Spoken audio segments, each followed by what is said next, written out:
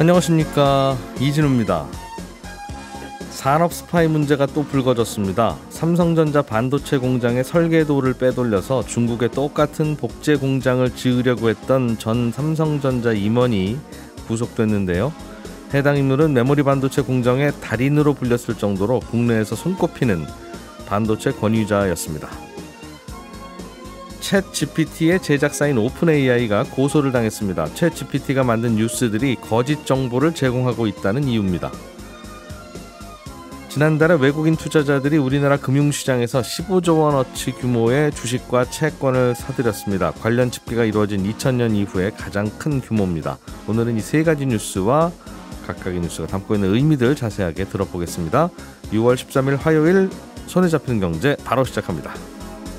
경제 뉴스를 정리하는 즐거운 시간. 오늘은 MBC 양효걸 기자, 손에 잡히는 경제 박세훈 작가, 그리고 남국민 경제 뉴스 큐레이터, 이렇게 세 분과 함께합니다. 어서 오십시오. 네, 안녕하세요. 산업 스파이 이야기 양효걸 기자가 준비해 오셨는데, 네.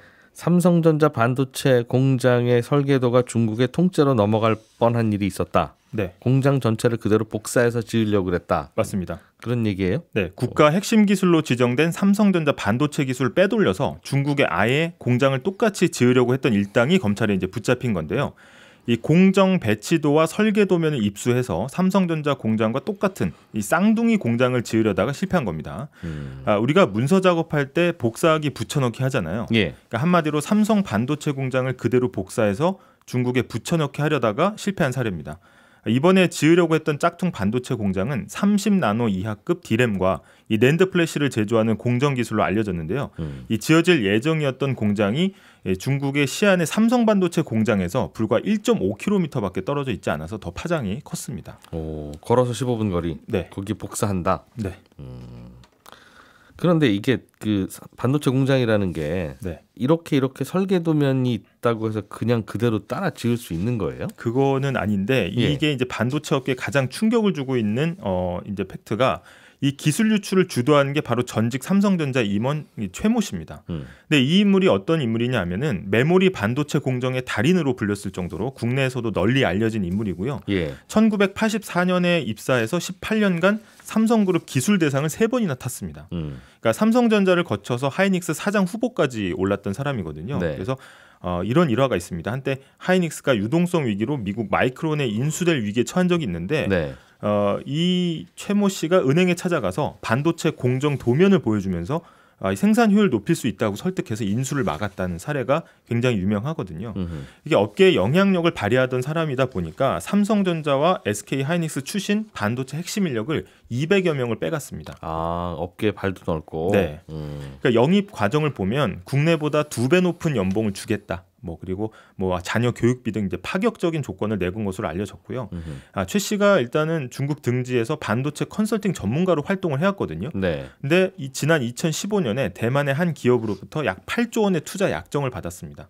그러니까 싱가포르에 반도체 컨설팅 업체를 하나 차렸는데 이 업체에서 2018년 8월부터 삼성전자의 공정 배치도와 설계도면을 하나하나 빼내기 시작했거든요. 이때부터.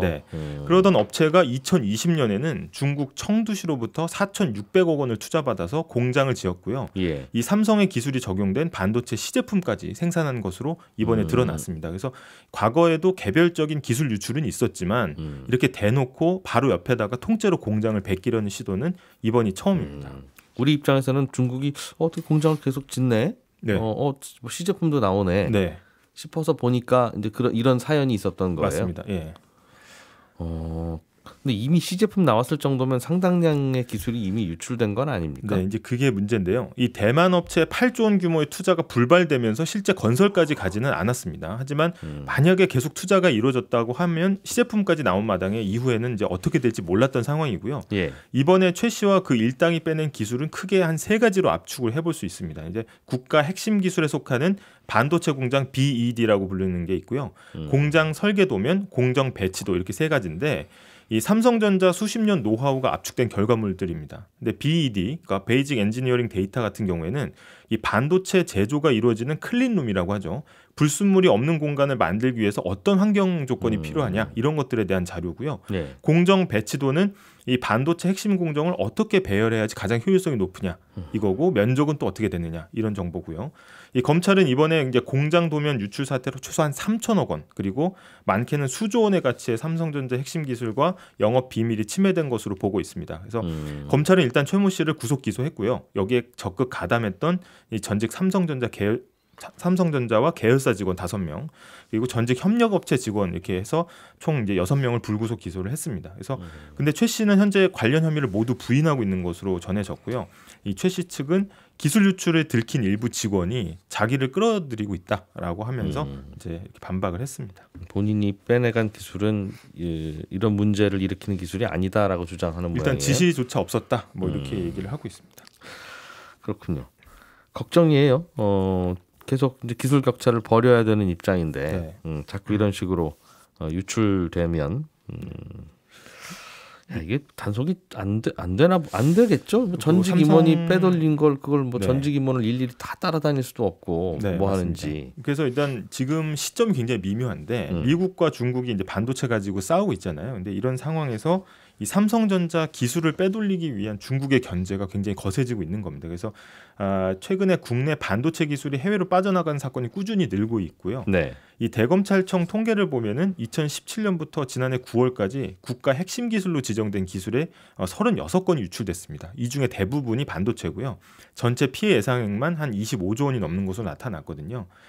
특히 이제 아까 말씀하신 대로 도면을 빼내고 자료 복사해오고 이런 기술 유출도 굉장히 큰데 가장 치명적인 건 인적 해킹이라고 불리는 사람 빼오기라는 지적이 나오고 있습니다. 그래서 대만에서는 반도체 관련 전공을 한 사람은 석박사급이 아니더라도 파격적인 체류 조건 제시하면서 이제 끌어들이고 있고요. 외국인들 중에서 중국의 경우에는 과학기술 인재를 중국이 유치하는 사업 중에 하나인 천인 계획을 진행을 하고 있습니다. 그래서 실제 지난 2020년에는 한 대학병원의 의료용 로봇 설계 도면 자료를 빼돌려서 이 천인 계획의 지원금을 받는 사례도 나왔었거든요. 그래서 우리나라에서 빼돌려서 네, 맞습니다.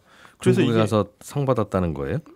거기에서 프로젝트에 지원해서 거기에 선정돼 가지고 연구를 진행을 했다는 거죠. 사실상 이게 인재를 유치하기 위한 계획인지 산업 스파이 유치 계획인지는 굉장히 그 경계선상이 불분명합니다. 그래서 이게 반도체나 디스플레이 등 핵심 기술에 대한 보완 대책도 필요한데 일단은 인재 유출부터 이제 최대한 막아야 된다. 여기에 대한 국가적인 좀 대책이 필요하다는 이야기가 지금 나오고 있습니다.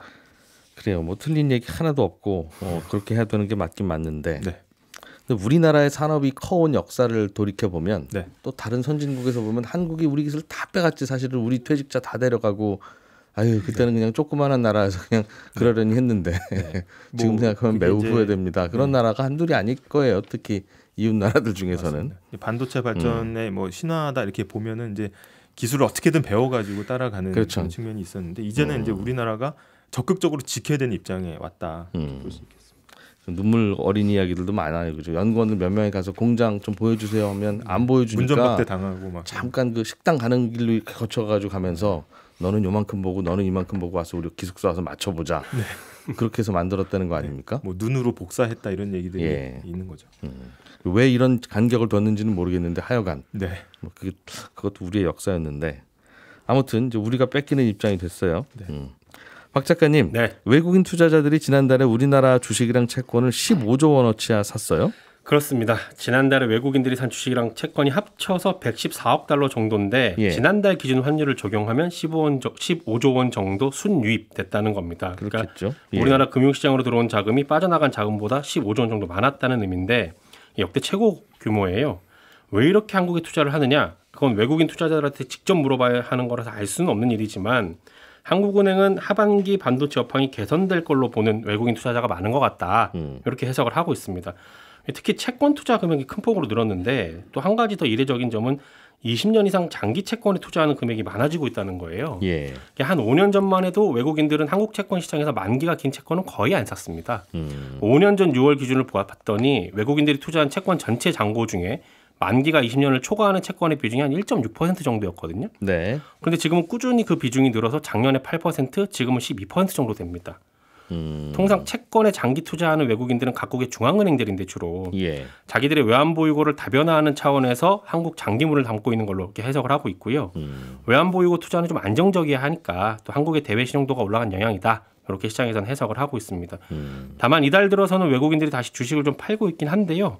환율이 내리면서 즉 원화의 몸값이 올라가면서 그전에 투자했던 외국인들이 환차익을 보려고 파는 걸로 해석을 하고 있습니다. 그러니까 환율이 달러당 1,300원대에 머무르는 건 요건 조금 원화가 저평가된 거다. 네. 환율이 좀 내릴 가능성이 있네라는 거에 베팅한 걸 수도 있고. 네. 장기 채권에 투자했다는 건 앞으로는 한국 금리가 이것보다는 낮을 거라는 거에 베팅한 걸 수도 있는 그럴 거죠. 수도 있죠. 채권은 금리가 내려야 버는 금융 상품이니까. 그렇죠. 지금보다 경기 많이 안 좋을 거야 대한민국 코리아는. 네. 그런 생각을 담은 걸 수도 있고. 그럴 수도 있습니다. 말씀하신 대로 환율이 좀 내려왔네요. 네, 4월 말에 1,337원 정도였던 게 지난달 말에 이제 1,327원 그리고 어제는 1,280원대까지 내려왔습니다. 자, 남국민 기자님, 미국에서 챗 GPT가 명예훼손 소송을 당했다는. 예, 맞습니다. 그 챗 GPT 그 녀석이 아니 그 친구가 챗 GPT를 운영하는 오픈 AI한테 제기된 소송입니다. 예, 어떤 일이었어요? 예, 미국의 한 지역 라디오를 운영하는 마크 월터스라는 진행자가 챗 GPT를 개발한 오픈 AI를 상대로 명예훼손 소송을 제기한 건데요. 이제 마크 월터스 원고 측에 따르면 한 기자가 챗 GPT한테 총기 권리 옹호 단체가 워싱턴주 법무장관을 상대로 제기한 소송에 대해서 물어본 겁니다. 그런데 챗 GPT가 이 총기 단체의 설립자가 마크 월터스를 횡령 및 사기 혐의로 고소했다. 이런 정보를 제공했다는 거죠. 그러니까 마크 월터스가 500만 달러, 64억 원을 횡령했다는 정보를 기자에게 보여준 겁니다. 근데 기자가 이 내용을 총기 단체 측에다가 이제 크로스 체크를 해보니까 사실이 아닌 게 드러난 거예요. 그래서 이 사실을 알게 된 마크 월터스가 챗 GPT, 너 나한테 왜 그런 명예훼손을 하냐 이러면서 오픈 AI한테 소송을 제기한 겁니다. 그러니까 자기 얘기가 나오니까 그 챗 GPT한테 질문하는 과정에서 이거 사실이 아닌데 싶어서 맞습니다. 고소했다는 거죠? 예, 맞습니다. 챗 GPT가 종종 틀린답니다. 예, 아주 엉뚱한 이야기를 하기도 하고. 네, 맞습니다. 근데 이게 원래 기술적으로 이런 일이 벌어진다면서요, 이게? 예, 챗GPT의 고질적인 문제로 꼽히는 환각 현상 때문이라고 볼 수 있는데요. 챗GPT는 그럴싸한 대답을 하는 걸 보면 굉장히 똑똑해 보이는데 원리는 자기가 학습하면서 쌓은 데이터를 바탕으로 가장 적절해 보이는 단어를 나열하는 방식으로 답변을 만듭니다. 그러니까 사실 여부를 확인하거나 뭐 검증하고 이런 게 아니라 가장 그렇게 보이는, 그럴싸해 보이는 대답을 내놓는 방식이라는 거죠. 그렇다 보니까 맞는 말 같아 보이지만 전혀 사실이 아닌 다른 대답을 하는 경우가 많이 나타나고 있습니다. 이번 사건도 그 이유를 추측해 볼 수 있는데요. 마크 월터스가 지역 라디오라고 했는데 총기 소유를 옹호하는 내용의 방송을 주로 하는 사람입니다. 그러니까 아까 말한 법무장관을 상대로 한 소송도 총기 소유 옹호 단체가 제기한 거거든요. 그러니까 마크 월터스는 방송을 하는 사람이니까 이런 온라인의 총기 관련한 게시물에 많이 등장할 가능성이 높죠.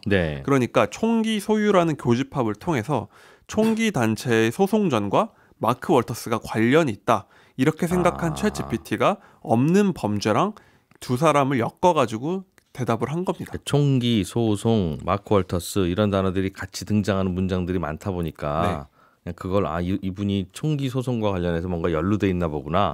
그렇게 판단했다는 거죠. 그렇게 추측해 볼 수 있는 거죠. 그러니까 챗 GPT는 그런 식으로 말을 하도록 설계되어 있나 봐요. 시장에 나가서 사람들이 많이 하는 말을 듣고 제일 많이 하네, 이 말이 적절한 것 같다 이런 식으로 추측을 해서 답변을 나열한다 이렇게 볼 수가 있는데 그러다 보니까 이제 환각이라고 하는 환상을 보여준다, 거짓말을 한다 이런 비판을 많이 받고 있습니다. 그 무슨 뜻인지는 모르면서 사람들은 불이 다음에는 났어요라고 하는 경우가 많더라. 불이 터졌어요 이렇게는 얘기 잘 안 하니까. 맞습니다. 그럼 불이 닿으면 그냥 났어요라고 하는 게 맞나 보다라고 하고 말을 한다는 거죠. 그렇죠. 그래서 가장 그럴싸해 보인다 이런 얘기를 많이 합니다. 그런데도 불구하고 정말 그럴싸해 보이는 건 진짜 신기한 일이네요. 맞습니다. 그건 또 기술의 경지죠. 또 무슨 말 하는지를 모르면서 흉내를 냈는데 정말 말을 잘하는 것처럼 보인다는. 그렇군요. 근데 이것 때문에 그런 거예요? 이런 경우는 많은데 뭐 거짓말을 좀 더 많이 한 겁니까? 거짓말을 해도 너무 잘했다는 게 문제였는데요. 월터스가 언급된 내용을 본 기자가 이제 챗GPT한테 이게 좀 의아하니까 이 범죄에 대해서 한번 자세히 알려줘 이렇게 얘기를 했더니 챗GPT는 물론이죠 하면서 월터스에 대한 고소장에 대한 구절이 자기한테 있다 하면서 보여준 겁니다. 답변을 직접 봤더니 수백 자 분량의 자세한 답변을 보여줬습니다. 그러니까 월터스는 조지아주에 사는 사람이고 2012년부터 총기단체에서 근무했고 또 이런 성실 의무를 다해야 하는데 단체 자산을 횡령한 데다가 은행 명세서 기록을 조작했다. 이렇게 얘기를 한 거예요. 만약 기자가 크로스 체크를 하지 않았다면 진짜라고 믿을 만큼 굉장히 진짜 고소장처럼 사실을 보여줬다는 겁니다. 이것도 아마 고소장이라는 데이터를 많이 학습을 해서 만들었다 추측할 수 있는 거죠. 이렇게 가짜를 가려내기 힘들 만큼 퀄리티가 높다 보니까 정말 속기가 좋은 건데요. 또 더 치명적인 부분은 방금 말했던 사실들 중에 상당 부분이 사실인 부분이 있습니다. 월터스는 정말로 조지아주에 살고 있고 총기 관련한 일을 하고 있으니까요. 그러니까 정말 진짜랑 가짜가 섞여서 더 진짜 같다 이런 평가를 하는 거죠. 그러니 이런 정보가 내가 물어본 게 아니라 다른 사람이 물어볼 때도 똑같은 답을 했을 테니 이거는 명예훼손을 하고 있는 거다. 사실도 아닌 사실을 가지고. 예, 맞습니다. 야, 이거 판결이 어떻게 날지 궁금하네요. 이런 거짓말이 하나둘이 아닐 거고 저에 대해서 물어봐도 사실이 아닌 얘기를 할 것 같기도 한데 거짓말하는 일이 자주 있지 않습니까? 실제로도 하다 보면 이런 얘기 자주 들었어요. 네, 저도 이런 일을 겪은 적이 있는데요. 얼마 전에 글을 쓰려고 챗GPT한테 언론사를 인수했던 미국의 IT 부자들을 좀 말해줘 이렇게 부탁을 했어요. 그랬더니 사실인 몇 가지가 나오는 중간에 페이스북의 마크 저커버그가 와이어드라는 IT 매체를 2012년에 인수했다 이렇게 얘기를 하는 거예요. 그래서 중간에 껴있으니까 저는 맞나 생각을 하다가 순간 이상하다 생각을 검색을 해봤더니 전혀 사실과 무관한 그런 내용이었습니다. 이때도 더 충격적인 건 앞뒤 상황을 굉장히 자세하게 말해줍니다. 뭐 이런 경영난에 처했고 이런 페이스북의 전략에 따라 인수했습니다. 이렇게 얘기를 하는 거예요. 그러니까 깜빡 속을 뻔했던 거죠. 그리고 더 심각해진 사례들도 있는데 심지어 미국에서는 변호사가 법원에다가 가짜 판례를 내기도 했습니다. 미국 뉴욕의 변호사인 하워드 슈워츠가 챗GPT한테 담당 사건의 판례를 뽑아달라 이렇게 말을 했고 8개나 뽑아준 겁니다. 그래서 이거를 법원에다 제출을 했는데 알고 보니 이 중 6개가 가짜로 지어낸 판결이었습니다. 그러니까 해당 변호사는 지금 엄청난 기사도 나와 있을 뿐더러 변호사 자격을 지금 잃을 위기에 처해 있죠. 판사님 예전에 이러이러한 판결이 있었습니다. 이런 판결에 비추어 볼 때 이번 사건도 이렇게 판단하시는 게 맞는 것 같습니다. 이런 얘기를 했군요. 근데 알고 보니 가짜였던 거죠. 챗 GPT를 이용했나 봐요. 변호 문건 쓸 때. 좀 굉장히 귀찮아하셨는지 그렇게 했다고 하더라고요. 근데 이게 앞으로도 이게 많이 발전하면 변호사도 필요 없을 것이다. 챗 GPT가 뭐 변호문, 판결문 다 쓴다. 그런 얘기를 많이 하는 것 같던데 이대로는 못 쓰겠다는 생각이 드는군요. 네, 맞습니다. 이번 명예훼손 소송이 그래서 굉장히 주목을 받고 있는데요. 피해를 입은 쪽에서는 당연히 가짜 정보를 공공연하게 퍼뜨린 챗GPT를 만든 개발사 오픈 AI가 배상을 해야 한다는 입장입니다. 이걸 개발해서 큰 수익까지 올리고 있으니까 당연히 가짜 정보에 대한 책임도 져야 한다는 거죠. 예를 들어 언론사가 가짜 정보로 오보를 내면 배상을 해야 되는 것처럼요. 만약 이렇게 되면 챗GPT 같은 AI는 셀 수 없는 소송에 직면할 수 있습니다. 어쩌면 정상적인 운영이 힘들지도 모를 정도인데요. 이에 대해서 오픈 AI 측은 챗GPT 초기 화면에 부정확한 정보를 제공할 수 있다. 모욕적인 내용이 있을 수 있다 경고하면서 이런 거에 대해서 법률이나 뭐 참고 자료를 쓰지 말라 이렇게 얘기를 하면서 법적 책임을 피하고 있거든요. 이런 사전 고지를 했으니까 믿거나 인용하는 사람이 주의해야 한다. 이게 이제 오픈 AI 측의 입장인 겁니다. 또 다른 문제는 뭐냐면 명예훼손은 고의성을 입증을 해야 되는데 이게 굉장히 어렵다는 거예요. 이런 소송은 사람이나 언론사에게 책임을 물으려면 고의가 있었는지를 따져봅니다. 근데 실수로 그냥 아무것도 모르면서 그런 게 아니라 정말 의도를 갖고 거짓말을 했는가를 보는데 AI는 그런 걸 입증하기가 현실적으로 어렵죠. 그렇다면 앞으로도 이런 가짜 정보가 퍼지는 걸 그냥 냅둬야 하냐 하는 딜레마가 생기는 거고요. 많은 사람이 AI에 대해 두려워할 만큼 그 능력을 높게 보고 있는데 여기서 보이는 건 다 진실이다 이렇게 믿는 경우가 많거든요. 그러다 보니까 이 부분은 대책 마련이 시급해 보인다 이렇게 평가합니다. 그러게요. 어떻게 생각하세요? 어떻게 해야 될 것 같아요? 중간에 이제 밸런스를 맞춰야 될 것 같은데 나라마다 이거를 하는 거에 따라 AI 산업이 바뀌지 않을까 그런 생각이 듭니다. 규제하면 하나도 발전을 못할 거고. 그렇죠. 그렇다고 내버려 두면 말씀하신 대로 나쁜 정보, 잘못된 정보가 돌 텐데 네. 중간에서 피해받는 피해자들도 분명히 있을 거예요. 그렇죠. 그런다고 매번 소송하고 배상하라고 그러면 운영이 안 될 거고. 네. 이게 여기저기서 베껴 와서 얘기하는 바람에 이거 AI가 이야기하는 것도 저작권 침해하는 거 아니냐 하는 또 이슈도 있는 것 같던데. 네, 이런 AI들의 또 다른 쟁점인데요. 예. AI는 인간이 만든 결과물로 학습을 해서 창작물을 만드는데 이게 사실상 도둑질 혹은 저작권 침해라는 불만이 큽니다. 미국에선 이렇게 학습한 AI 때문에 일자리를 잃을 위험에 처한 드라마 작가들이 지금 파업을 하고 있고요. 국내에서도 AI를 활용한 웹툰을 반대하는 작가, 지망생들이 온라인 시위를 하고 있습니다. 그러니까 앞으로는 저작권 보호는 어떻게 할지 또 그런 결과물 때문에 만들어질 일자리 문제는 어떻게 할지 이런 쟁점이 수두룩합니다. 인간이 만든 결과물로 학습한 것도 저작권 위반 아니냐? 네. 그렇게 따지면 제가 한 40-50년 동안 공부하면서 배운 거 다 남의 지식을 배운 건데 제 머릿속에 넣은 건데 그걸로 먹고 살고 그렇죠. 있는데 학습이라는 거 과연 어디까지 저작권 침해를 볼 수 있냐 쟁점인 것 같습니다. 그런데 또 이 친구는 그냥 자기가 머릿속에 넣었던 걸 그대로 풀어내는 거니까 그렇죠. 바꾸는 것도 아니고 그렇죠. 베꼈다라고 볼 여지가 있는 거죠. 그러네요. 박 작가님이 준비한 소식 하나만 더 들어보죠. 네. 중국이 부채 규모를 줄이고 있다. 그렇습니다. 그런 통계가 있어요? 네, 중국 사람들이 이제는 빚을 내서 투자를 하거나 지출을 늘리는 게 아니라 부채를 갖고 있다는 외신 보도가 나왔는데 예. 어느 나라나 그렇지만 중국도 빠르게 경제가 성장하는 시기에 인프라나 건설 쪽에 대규모로 투자를 했고 그러면서 부채 규모도 급증을 했습니다. 예. 작년 9월 기준으로 보니까 중국의 GDP 대비 총부채 비율이 한 295%인데 미국이나 유로존 국가들 부채를 훨씬 뛰어넘는 규모인 거예요. 가계부채, 국가부채, 기업부채 다 더하는 거겠죠? 네. 예. 그랬던 중국에도 최근에 대출 규모가 줄고 있다는 거니까 눈여겨볼 변화인데 대출 잔액이 줄어들고 있는 거예요? 그렇습니다. 이게 왜 중요하냐면 중국 사람들이 이제 지출을 줄이고 주택담보대출 같은 대출을 갚기 시작하니까 소비가 예상보다 늘지 않는 거고요. 기업들도 새로 빚을 내서 투자를 늘리기보다는 빚을 갚는 데 돈을 쓰다 보니까 예. 신규 인력 채용도 안 돼서 중국의 실업률은 올라가고 있고요. 부동산 개발업자들이 새로운 투자를 하지 않고 돈을 갚다 보니까 지방 정부들도 이제 부동산에서 나오는 세수가 줄게 되면서 지방 정부 지출도 줄게 되고요. 예. 그러다 보니까 중국 경제가 전반적으로 앞으로 좀 더 안 좋아지는 게 아니냐. 이런 얘기들이 외신에서 나오고 있는 겁니다. 대출 잔액이 줄어들면 이게 실제로 돌아다니는 돈의 양이 줄어든다는 뜻이라서 그렇죠. 이게 웬만하면 잘 안 일어나는 일인데 네. 중국이 요즘 이런 위축이 심한 모양이네요. 그렇습니다. 코로나 이후에 벗어나면서 중국이 다시 세계 경제 살릴지도 몰라 하던 기대감이 있었던 게 올해 연초인데. 네. 그렇군요. 알겠습니다. 예, 조금 전에 말씀드린 6월 13일 화요일이 오늘입니다. 오늘 밤 자정까지 성경제 홈페이지에 오시면 경제 콘서트 신청하실 수 있습니다. 전 내일 아침에 또 다시 경제 뉴스 한 보따리 들고 올게요. 이진우였습니다. 고맙습니다.